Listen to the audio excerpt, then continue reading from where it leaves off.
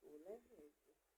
A kí yín pé ẹ̀kú dédé wòye ní gbogbo ibi tí ẹ̀sìn wò wà tẹ̀sán lọ́wọ́ lórílẹ̀‐èdè àgbáyé. ń tó wà kò ní fọ́ bẹ́ẹ̀ sì ni ìjọba wa kò ní di láṣẹ Èdùmàrè. Lónìí sinimá tí àmúwá sí ojú ìwòran yín ó ní àpàkùlé rẹ̀ ní KOLEOSO part 15. Ìfàǹfààní gbogbo ẹ̀yin tí ẹ ò tí wò ẹ lè wò lórí iteledicon studio. Ibẹ̀ náà ti ń ṣó ẹ̀ lọ́wọ́lọ́wọ́ láti part 1 títí dé part 14 ló wà ní orí iteledicon studio. Fàǹfààní gbogbo ẹ̀yin tẹ̀sẹ̀ rí YouTube channel wa fún ìgbà àkọ́kọ́ ẹ jọ̀wọ́ ẹ tẹ subscribe button.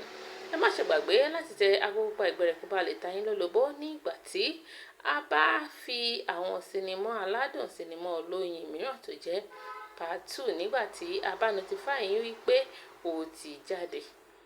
Iteledicon studio ibẹ̀ ni ẹ ti lè rí wò láti part 1 títí dé part 14. Kí lẹ lérò pé ó lè ṣẹlẹ̀ nínú part 15 yìí tí à ń retí lọ́wọ́lọ́wọ́? Gbogbo wa la mọ̀ pé KOLEOSO jẹ́ sinimá èyí tí ó ń panilẹ́rìn bẹ́ẹ̀ ni a kọ́ ọgbọ́n díẹ̀ náà nínú rẹ̀. A ò ní rí jù báyìí lọ sí ìdíjọ́ mìíràn ọjọ́ rẹ̀. Ire lójú owó ń rí, ire lójú wa màmá rí láṣẹ Èdùmàrè. Ó dàbọ̀ tó dìgbà mìíràn.